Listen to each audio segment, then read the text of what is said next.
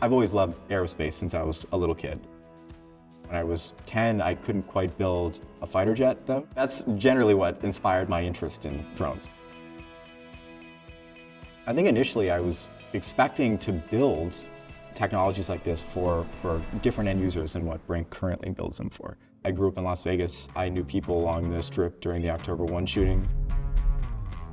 That's what changed my direction. That's what got me thinking about public safety technology. Eventually, I reached out to Vegas, the SWAT team, and in the beginning of that interaction, we talked a lot about what happened during the shooting. Then the conversation broadened to the rest of their jobs, the high-risk warrant searches and barricades and hostage rescue missions that they face on a daily basis. I walked out of that interaction thinking if they just had a way to get eyes and ears in dangerous places, that would be a life-saving capability. We build 911 response drones for public safety missions.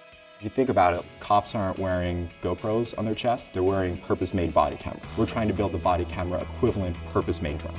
The whole idea behind BRINC is we're going to build public safety, the best ever drones to exist for their use cases. This entire team is incredibly mission-driven, really cares about the customers they're serving. They obsess over every single little detail and they act with urgency. Our most recent product is a citywide 911 response drone network. We put drones in automated recharging nests on top of police and fire station roofs, and then we integrate that with computer-aided dispatch. The second someone calls 911, we grab the GPS coordinate that's associated with that emergency. We find the nearest recharging station to the emergency, open up the doors on that recharging station, send out a drone at 60 miles an hour to that exact location, and then we can deliver Narcan, defibrillators, personal flotation devices, but also give first responders a lot more information about the situation that they might be walking into before they even arrive. There is a lot of complexity behind this product. Between the hardware, the software, AI, everything together, there's so much complexity to get this off the ground and running. Most SWAT callouts happen in the middle of the night.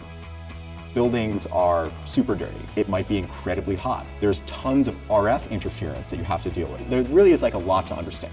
And Blake just has no fear. Complexity does not scare him.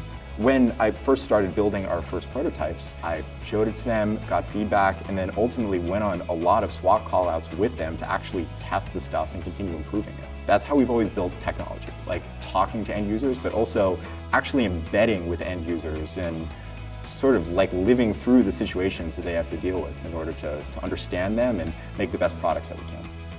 I would love to visit a new city for the first time and to see our 911 response drones flying around, without even knowing that they were a customer necessarily. I think that would it would indicate scale and ubiquity to an extent that I'd feel like I accomplished a lot of my initial mission with BRINC, keeping people safe and saving people's lives. That's the point of all of this.